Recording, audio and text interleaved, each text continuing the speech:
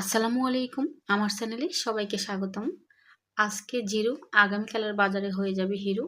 বর্তমান বাজারে এই ফুলকপির দাম কিন্তু খুবই সস্তা, কিন্তু সামনে আসছে রমজান এবং শীতের সিজনটা কমে যাচ্ছে। তো ফুলকপির দামটা হয়ে যাবে আকাশ ছোঁয়া। যারা ফুলকপি ভীষণ পছন্দ করো তারা কিন্তু এভাবে করে ফুলকপিটা সংরক্ষণ করে নিতে পারো সারা বছরের জন্য।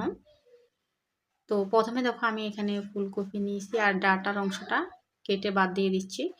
তো দেখিয়ে দিলাম, দেখো ফুলকপি কিন্তু এখনই নষ্ট হতে আরম্ভ করেছে। তো এভাবে করে ফুলকপিটা সংরক্ষণ করে সারা বছর জুড়ে খেতে পারবে।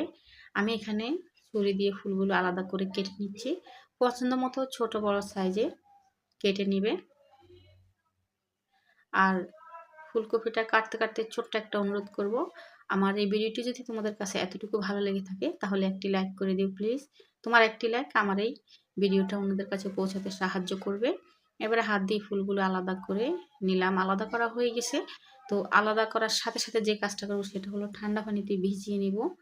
বেশি করে একদম পানি দিয়ে ফুলকপিটাকে ভিজিয়ে রাখবো। যদি ভিতরে কোনো পোকা থাকে সেক্ষেত্রে কিন্তু পোকাগুলো বের হয়ে যাবে। ফুলকপিতে কিন্তু মাঝে মাঝে পোকা পাওয়া যায়। আর এদিকে দেখো আমি একটি পাত্রে পানিটা বলক উঠিয়ে নিয়েছি, একদম ফুল বলক।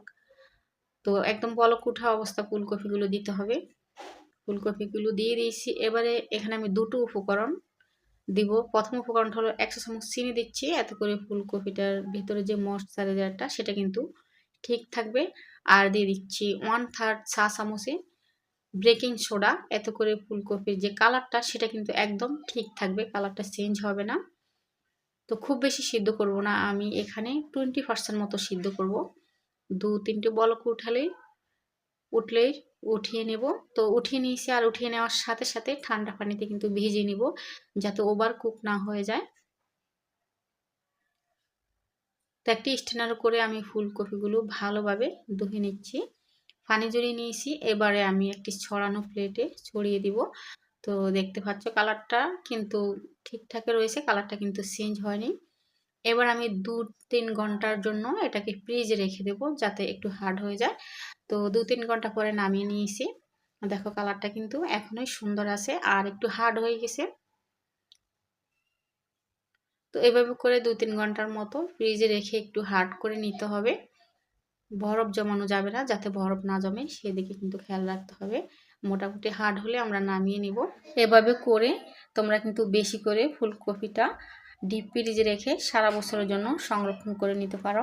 এবারে এখানে দেখো একটি পলি ব্যাগ নিয়েছি। এরকম পলি ব্যাগ কিন্তু সবার বাসায় থাকে। তো পলি ব্যাগে ভরে নেব। পলি ব্যাগে ভরে আমি ডিপ ফ্রিজে রেখে নেব। তো যখন ইচ্ছে হয় মন চায় তখন কিন্তু নর্মাল তরকারির মতোই রান্না করে খাওয়া যাবে এই ফুলকপি। আর এর সাথে শেষ হয়ে গেল আমার ফুলকপি সংরক্ষণ পদ্ধতি। কেমন লাগলো আমার আজকের ভিডিও? ভালো লাগলে একটি লাইক করে দিও প্লিজ। আর প্রতিদিন এরকম নতুন নতুন ভিডিও পেতে চ্যানেলটি সাবস্ক্রাইব করে পাশে থেকো। সবাই ভালো থেকো। আল্লাহ হাফেজ অ্যান্ড আসসালামু আলাইকুম।